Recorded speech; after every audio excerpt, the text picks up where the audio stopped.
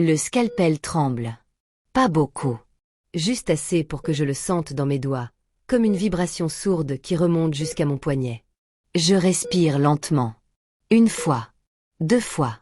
Le silence du bloc est lourd. Trop lourd. On n'entend que le bip régulier du moniteur cardiaque, le souffle mécanique du respirateur, et ce son métallique presque imperceptible de mes instruments contre le plateau en inox. La lumière du cielitique est aveuglante. Blanche. Froide. Elle transforme tout en ombre dure et contrastes brutaux. Mes gants sont déjà légèrement humides. Pas de sueur. Juste cette condensation qui s'accumule après 2 heures debout, les mains en l'air, le corps tendu. L'infirmière instrumentiste attend. Immobile. Elle ne bouge pas, mais je sens son regard sur moi. Elle a remarqué quelque chose. Mon hésitation. Ce moment où mes yeux se sont fixés trop longtemps sur le même point. Je regarde la plaie ouverte devant moi. C'est là. Juste là, sous la couche de fascia que je viens de rétracter avec une précision millimétrique. Un nerf. Un nerf qui ne devrait pas exister. Parfaitement formé. Parfaitement fonctionnel. Dupliqué. Il court parallèlement au nerf facial principal, comme un écho anatomique impossible. Les fibres sont blanches, brillantes, enveloppées dans leur gaine de myéline. Vivantes. Actives. Mon cerveau cherche une explication logique. Une variation anatomique rare. Une anomalie décrite quelque part dans un manuel que j'aurais oublié. Mais non. Rien. Ce nerf n'existe dans aucun atlas. Docteur ? La voix de l'infirmière me tire de ma sidération. Je ne réponds pas tout de suite. Parce que si je coupe ce nerf, celui que je vois maintenant, celui qui n'apparaît sur aucun manuel d'anatomie, mon patient perd toute mobilité faciale du côté gauche. Pour toujours. Sa bouche restera figée. Son sourcil ne bougera plus. Sa paupière ne se fermera plus complètement. Il vivra avec un visage partiellement mort. Mais si je ne continue pas, l'infection va se propager. Vers le cerveau. Vers le sang. Vers les organes vitaux. Et il mourra dans les 48 heures. Peut-être moins. Le moniteur émet un bip. Un seul. Plus aigu que les autres. Mon cœur s'accélère. Je sens la chaleur monter dans ma nuque. Ce picotement familier quand la pression devient trop forte. Qu'est-ce que je fais maintenant ? 3 semaines plus tôt, je ne connaissais même pas son nom. Lucas Ferreira. 34 ans. Père de 2 filles. Professeur de musique dans une école publique de Belo-Horizonte. Il était entré aux urgences un mardi matin, le visage gonflé du côté gauche, la paupière à moitié fermée, une douleur lancinante qui irradiait jusqu'à l'oreille. J'étais en train de terminer ma ronde matinale quand l'interne m'avait appelé. « Docteur, il y a un cas intéressant en salle 3. Inflammation cervico-faciale avec fièvre. Je pense que vous devriez voir. » J'avais terminé mon café en 2 gorgées et j'étais descendu. Lucas était assis sur le lit d'examen, le dos légèrement voûté, les mains croisées sur les genoux. Il portait un t-shirt délavé avec le logo d'un groupe de rock brésilien que je ne connaissais pas. Son visage était asymétrique. Le côté gauche gonflé, rouge, tendu comme un ballon trop rempli. « Bonjour, monsieur Ferreira. Je suis le docteur. » Lucas, m'avait-il coupé doucement. « Appelez-moi Lucas. » J'avais souri. « D'accord, Lucas. Racontez-moi ce qui se passe. » C'est apparu il y a 3 jours, avait-il dit en grimaçant. Au début, je pensais que c'était juste une rage de dents. Vous savez, ce genre de douleur sourde qui ne part pas. Mais hier soir, mon visage a commencé à gonfler. Et ce matin, regardez. Il avait tourné la tête pour me montrer. La peau était si tendue qu'elle brillait sous les néons. J'avais enfilé des gants. Palpé doucement le cou, la mâchoire, la région sous-auriculaire. Chaud. Très chaud. Tendu. Inflammé. Vous avez de la fièvre ? 38,5 ce matin. Mais j'ai pris du paracétamol. J'avais noté mentalement. Infection locale probable. Mais l'étendue était inquiétante. Trop étendue pour une simple infection dentaire. Vous avez mal quand j'appuie ici ? J'avais pressé légèrement sous l'angle de la mâchoire. Il avait grimacé. Retenu un petit cri. Oui. Beaucoup. D'accord. On va faire une échographie et un scanner. Il faut voir ce qui se passe en profondeur. Il y a peut-être un abcès qui s'est formé. Il avait hoché la tête. Pas effrayé. Juste fatigué. Comme quelqu'un qui n'a pas dormi depuis des jours à cause de la douleur. C'est grave. On va voir.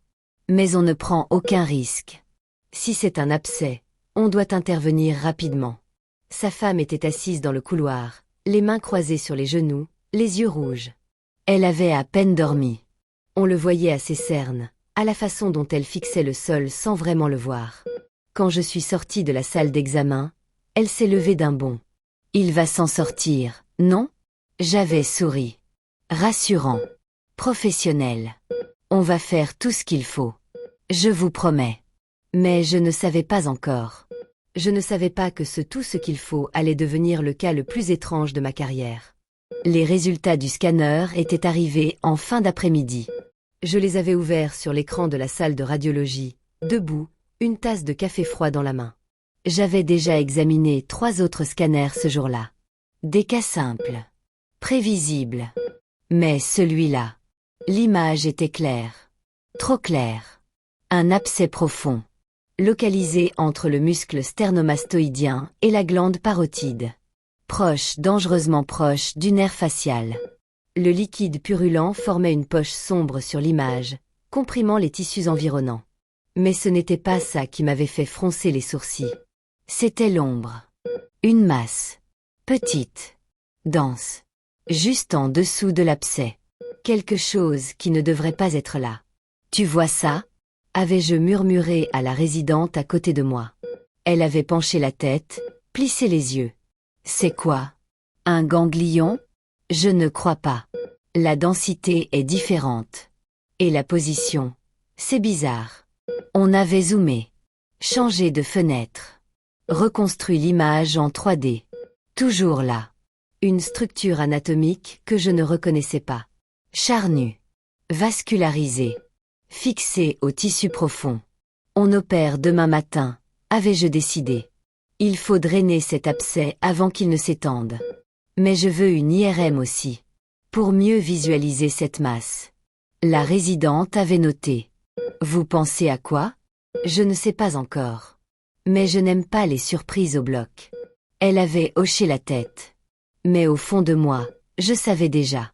Cette chirurgie n'allait pas être simple. L'IRM était revenue dans la soirée. Je l'avais consultée seule, dans mon bureau, après que tout le monde soit parti. L'image était encore plus nette, plus détaillée, et encore plus troublante. La masse était clairement définie. Environ 2 cm de diamètre. Entourée de vaisseaux sanguins. Connectés au fascia cervical profond. Mais ce qui m'avait vraiment glacé le sang, c'était ce qu'on voyait juste à côté. 2 lignes blanches. Parallèles. Identiques. Des nerfs. 2 nerfs moteurs là où il ne devrait y en avoir qu'un. J'avais reculé dans mon fauteuil. Fixé l'écran pendant plusieurs minutes. Puis j'avais ouvert tous les atlas anatomiques numériques disponibles. Consulté 3 bases de données médicales. Cherché des cas similaires dans la littérature internationale. Rien. Absolument rien. À minuit, j'avais envoyé l'image à un collègue neurochirurgien à Sao Paulo. Un des meilleurs du Brésil. Sa réponse était arrivée à 2 heures du matin. Je n'ai jamais vu ça. C'est réel? Tu es sûr que ce n'est pas un artefact d'imagerie?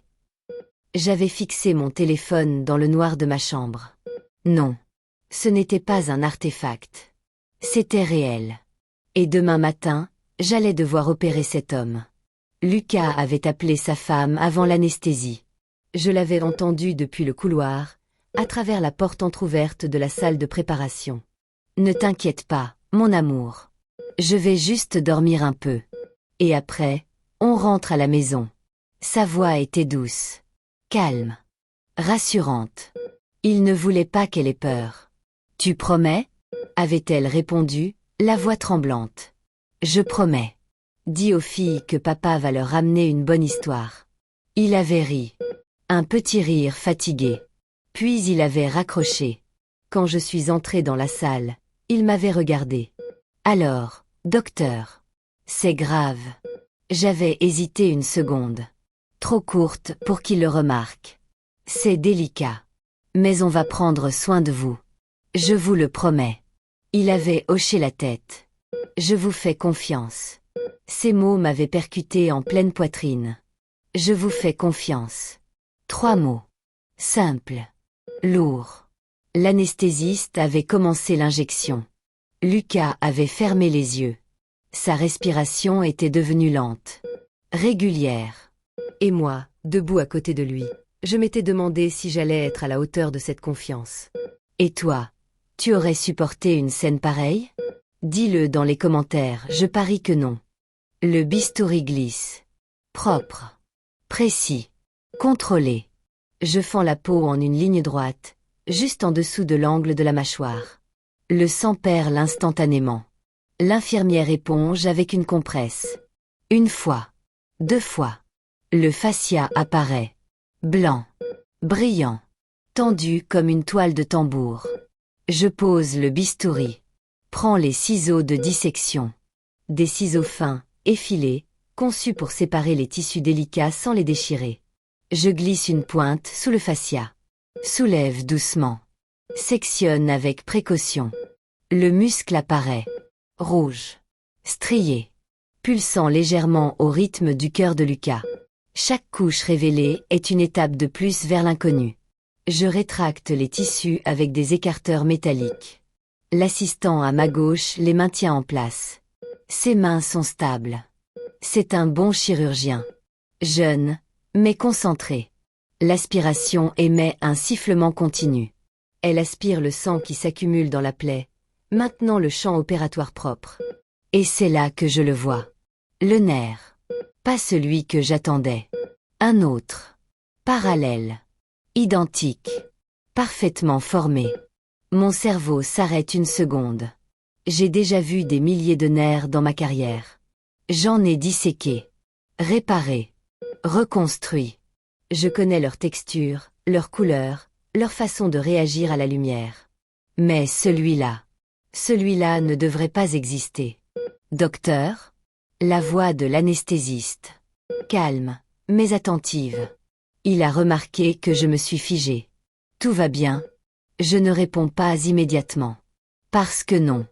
Tout ne va pas bien. Ce nerf ne devrait pas exister.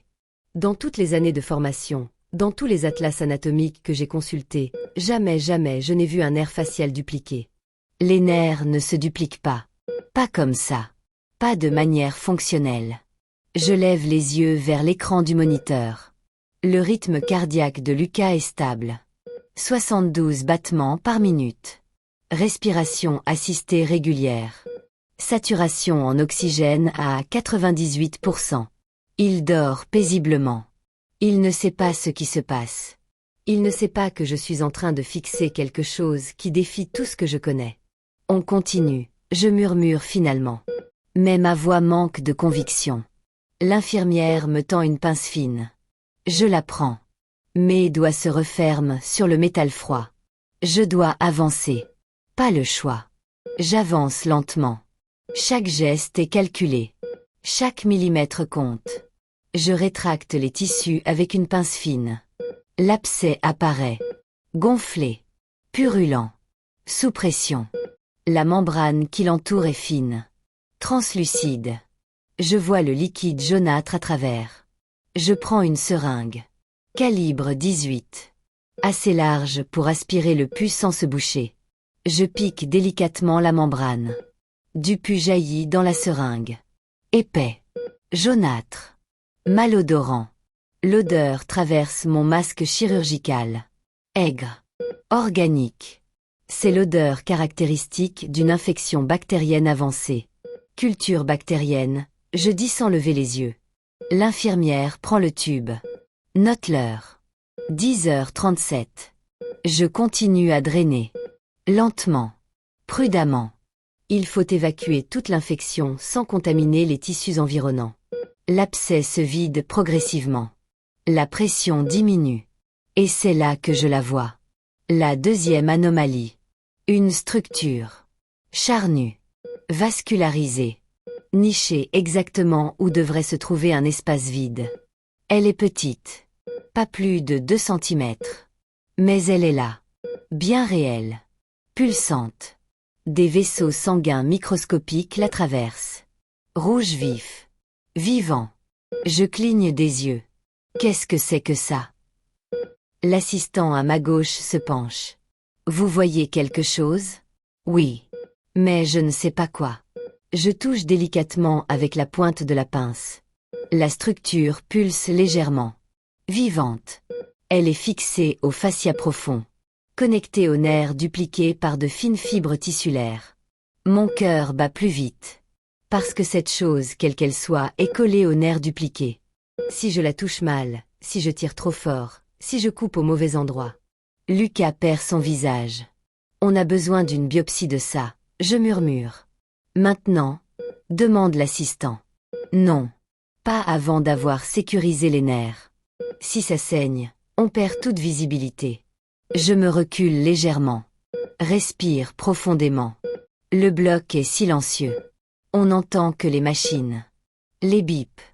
Les souffles. Les aspirations. Tout le monde attend ma décision. Le temps s'étire. Chaque seconde semble durer 1 minute. Chaque geste devient un calcul complexe. Je dois drainer l'abcès. C'est vital. Mais je dois aussi préserver ces 2 structures inconnues. Sinon, Lucas se réveillera paralysé.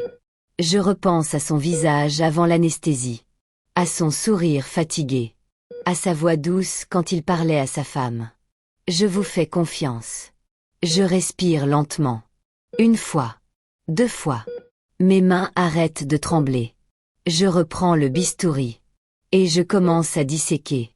La dissection est millimétrique. Je travaille sous loupe chirurgicale maintenant. Grossissement X 3,5. Chaque détail est amplifié. Je vois les fibres nerveuses individuelles. Les microvaisseaux. Les plans de clivage entre les tissus. Je glisse le bistouri entre les fibres musculaires. Sépare. Écarte. Révèle. Le nerf dupliqué apparaît dans toute sa longueur. Il court parallèlement au nerf facial principal sur au moins 5 centimètres. C'est magnifique. Étrange, mais magnifique. Une erreur de la nature. Ou peut-être une évolution. Une adaptation que personne n'avait jamais vue. Je continue. Patient. Méthodique. La structure inconnue se dégage lentement. Elle est fixée par de fines adhérences tissulaires. Je les sectionne une par une. Délicatement. Comme si je démêlais des fils de soie. Hémostase, je murmure. L'assistant cautérise les petits vaisseaux qui saignent. Des points minuscules. À peine visibles. La fumée monte. Odeur de chair brûlée. Âcre. Familière. Je continue. Encore 1 millimètre. Encore un. Et là, finalement, je vois le plan de clivage. L'espace entre la structure inconnue et le nerf dupliqué. Un espace infime. Presque invisible. Mais il existe. Mon cœur s'emballe. On y est presque, je murmure. Personne ne répond. Tout le monde retient son souffle. Le scalpel glisse entre les fibres musculaires comme une lame sur de la soie. Je ne pense plus. Je ne calcule plus. Je sens. Chaque tension. Chaque résistance. Chaque micro-vibration transmise à travers l'acier. Le nerf dupliqué est là, à 2 millimètres de la pointe de ma lame. La structure inconnue pulse doucement en dessous. Je vois son rythme. Synchronisé avec le cœur de Lucas. 72 battements par minute. Je rétracte. Doucement. Millimètre par millimètre. L'abcès se vide complètement. Le pus s'écoule dans l'aspiration avec un bruit sourd, presque organique. Irrigation, je murmure. Une infirmière fait couler une solution saline tiède. Le liquide transparent lave la plaie, emporte les derniers résidus. L'eau devient rose. Puis claire. Je nettoie 3 fois. 4 fois. Jusqu'à ce que tout soit propre. Transparent. Net. Et là, sous la lumière crue du cielitique, je vois enfin clairement. Les 2 nerfs. Parallèles. Fonctionnels. Identique. La structure inconnue. Charnue. Vascularisée. Fixée au fascia profond par une dernière adhérence. C'est beau. Étrange, mais beau. Comme une symphonie anatomique que personne n'a jamais écrite. Je prends une pince fine. Je soulève délicatement la structure inconnue. Elle se décolle. Lentement. Sans résistance. Je vois la dernière adhérence. Fine comme un cheveu. Mon cœur bat dans mes oreilles. Tenez ça, je dis à l'assistant. Il saisit la pince. Maintient la tension. Parfaitement stable. Je passe le bistouri en dessous. Une fois. La fibre résiste. 2 fois. Elle commence à céder. 3 fois. Elle se sectionne. La structure se détache complètement. Je la soulève. La tiens à la lumière. Elle est petite. Dense. Vascularisée. Personne dans ce bloc ne sait ce que c'est. Peut-être personne au monde. Anatomopathologie, j'annonce calmement. Fixation au formol. Je veux une analyse complète. Histologie. Immunohistochimie. Tout. L'infirmière note. Prend la coupelle stérile où je dépose délicatement la structure. Je regarde la plaie. Propre. Nette. Vide. Les 2 nerfs sont intacts. Parfaitement préservés. Aucun dommage. Aucune section. Lucas va garder son visage. La fermeture prend encore 40 minutes. Je referme couche par couche. Point résorbable dans les plans profonds. Suture intradermique pour la peau. Chaque point est placé avec précision. Espacé de 5 mm exactement. La cicatrice sera fine. Presque invisible dans quelques mois. Mes mains ne tremblent plus. Mon cœur bat normalement. La tension se dissipe lentement. C'est fini, j'annonce. L'anesthésiste commence à réduire les doses. Prépare le réveil. Je retire mes gants. Ils claquent contre ma peau. L'infirmière commence à nettoyer. À ranger les instruments. Je reste debout encore quelques secondes. Je regarde Lucas. Son visage est paisible. Détendu. Il ne sait pas ce qui vient de se passer. Il ne sait pas qu'il vient d'entrer dans l'histoire de la médecine. Je sors du bloc. Retire ma blouse. Mon masque. L'air frais du couloir me frappe. Je respire profondément. 1 fois. 2 fois. C'est fini. Lucas se réveille 3 heures plus tard. Je suis assis à côté de lui, dans la salle de réveil. J'ai terminé mes autres consultations. Repoussé 2 réunions. Je voulais être là quand il ouvrirait les yeux. Ses paupières tremblent. S'ouvrent lentement. Flot. Perdu. Salut, je dis doucement. Il cligne des yeux. Essaie de parler. Sa bouche est sèche. Une infirmière lui donne quelques gorgées d'eau. Ça va? Je demande. Il hoche la tête. Lentement. Prudemment. Ça fait mal. Non. Juste, étrange. C'est normal. L'anesthésie prend du temps à se dissiper complètement. Il touche son visage. Délicatement. Explore la zone bandée. Ça a marché? Oui. Parfaitement. Mon visage fonctionne. Mais je veux vérifier. Bougez vos sourcils pour moi. Il obéit. Les 2 sourcils se lèvent. Symétriquement. Maintenant souriez. Il sourit. Un sourire fatigué, mais complet. Les 2 côtés de sa bouche se relèvent. Fermez les yeux. Fort. Les 2 paupières se ferment. Étanchement. Je souris. Vous êtes incroyable, Lucas. Il fronce les sourcils. Ne comprends pas. Incroyable comment? Vous aviez quelque chose que personne n'a jamais vu. Un air en double. Une structure anatomique inconnue. Vous êtes littéralement unique. Un cas médical qui va être étudié partout dans le monde. Ses yeux s'écarquillent légèrement. Vraiment? Vraiment. J'ai déjà envoyé les images à 3 collègues dans différents pays. Tous m'ont répondu la même chose. Ils n'ont jamais vu ça de leur vie. Ils restent silencieux un moment. Absorbent l'information. Puis ils sourient faiblement. Mes filles vont adorer raconter ça à l'école. Je ris doucement. Je pense que oui. Vous allez devenir une célébrité. Et, cette structure. C'était dangereux? On ne sait pas encore. L'analyse va prendre quelques semaines. Mais elle était directement connectée à l'abcès. Si on n'avait pas opéré. Je laisse la phrase en suspens. Il comprend. Merci, docteur. Vraiment. Je ne sais pas comment. Vous n'avez pas à me remercier. C'est mon travail. Et puis, vous m'avez fait confiance. C'est vous qui avez été courageux. Il ferme les yeux. Fatigué. Soulagé. Ma femme. Elle est là? Dans la salle d'attente. Vous voulez la voir? S'il vous plaît. Je fais signe à l'infirmière. Elle sort chercher sa femme. Quand elle entre, ses yeux sont rouges. Elle a pleuré. Mais quand elle voit Lucas, quand elle voit qu'il sourit, qu'il bouge normalement, elle éclate en sanglots. Elle se précipite vers lui. Prends sa main. Tu vas bien. Tu vas bien. Oh mon Dieu, tu vas bien. Il serre sa main. Je t'avais dit. Je t'avais promis. Je sors discrètement. Ce moment leur appartient. 3 mois plus tard, Lucas est retourné enseigner.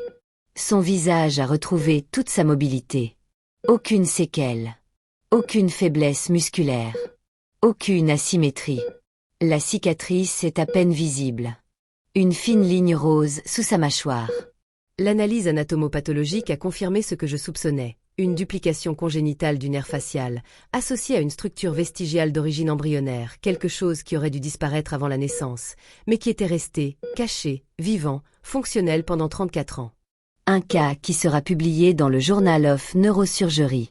Un cas qu'on étudiera dans les facultés de médecine de São Paulo à Boston. Les images circulent déjà dans les congrès internationaux. J'ai reçu des invitations pour présenter le cas à Londres, Paris, Tokyo. Mais pour moi, ce n'est pas ça l'important. L'important, c'est que Lucas joue encore de la guitare avec ses filles. Qu'il sourit quand il les voit rire.